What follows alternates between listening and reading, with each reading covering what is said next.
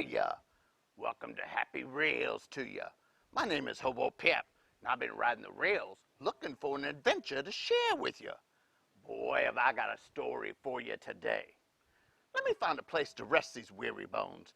We'll see what treasure I've got for you in my bindle. You know, my hobo sack. Come along.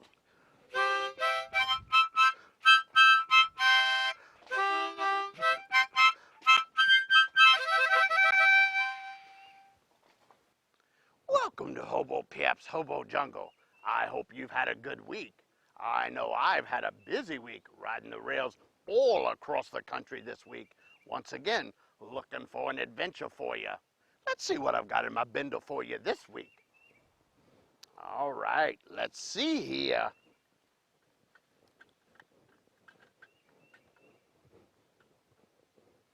It's gonna be a good one.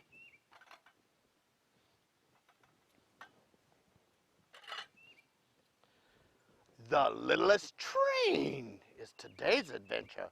And while we get ready to read through this story, be sure to look on every page. Look for the Littlest Train as he takes an adventure all across the country. Are you ready? Come on, let's read. The Littlest Train by Chris Gall. In a small room down a short flight of stairs, there lived a little train. He spent his days circling a tiny town. It was the only neighborhood he had ever known. One day, the ground shook and a shadow appeared overhead. It could only mean one thing. Mr. Fingers was back in town. This time, Mr. Fingers knocked over the crane, which bumped the train, who fell down, down, down, and into a brand new world. The little train spotted a tunnel. It was time to explore.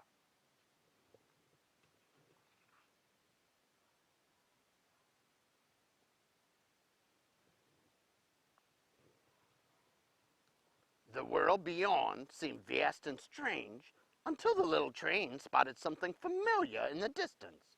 It was the biggest train he had ever seen. Mighty Max steamed up and offered a ride. "Hey there, little one," he rumbled. "When my 100 tons really get rolling, I can show you some sights." They thundered off together with the wind and the smokestacks. Around the bend, Chloe Cogs chugged up and offered to carry the little train to the top of the world. "Come with me, little train," she said. "I've got 32 teeth on my gears, and I never slip back. I'll take you to a place where you can see forever." Forever looked wonderful, but the little train realized there was one thing he could not see: his home. Luckily, Sarah Speedster was nearby. "Hop in," she said. "At 150 miles per hour, we'll get you home lightning quick." Sarah Speedster raced as far and as fast as she could, but everything zoomed by in a blur, and the little engine could not spot his home. By the time they arrived at the switching yard, the sun was getting low. Mr. Fingers would surely have noticed that the little train was missing. Farley Freighter had an idea. He traveled far and wide to deliver goods, so he knew of a place where little trains lived. "All aboard," he whistled.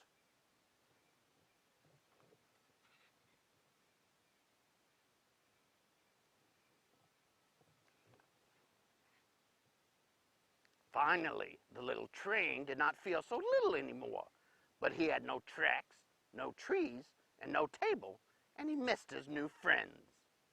Then the little train saw a familiar shadow. Mr. Fingers!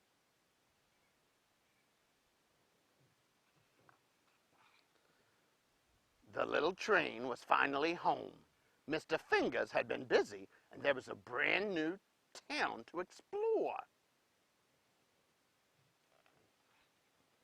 And it was so much more fun to be exploring with friends. The end. That's The Littlest Train. Well, The Littlest Train has an extra adventure for you. On the back page, we're going to learn more about trains. Are you ready? All right, let's tell you what bullet trains. They are the fastest and the safest trains in the world. They run on electricity, and some even have no wheels at all, instead gliding on powerful magnets. The world record for speed is 374 miles per hour for a bullet train. Now, cog railway engines, they're made to climb steep mountains and use heavy wheels with teeth that latch onto a special middle reel. The first was built to climb Mount Washington in New Hampshire in 1869, and it still runs today.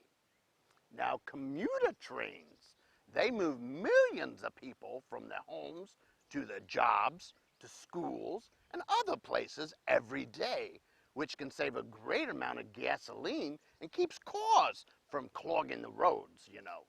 Now, freight trains, they are the most efficient way to transport heavy goods. The longest freight trains can be 3.4 miles long, weigh 15,000 tons, and need as many as 9 engines to move down the rails. Can you believe it? Now, rotary snow plow trains, they have huge spinning blades in the nose of the train that they can chew through 12 feet of snow on the tracks and throw it 100 feet to the side. They are mostly used during heavy blizzards. Now, steam locomotives, they burn coal, wood, or oil to make steam from water inside a boiler. The steam pushes on pistons connected to the main wheels, which makes them turn. As cleaner and more efficient trains were developed, these trains were mostly phased out by the late 1950s. Now, switch engines, they are used in railway yards in order to move and sort cars by type, content, company, or destination. Rail yards have many tracks laid side by side in order to keep out of service cars off the main line. And now toy trains, like we've been reading about today, they can be made of wood, plastic, or metal. The earliest versions, they were made from lead and had no moving parts, and later models ran on electricity. The littlest train is powered only by imagination.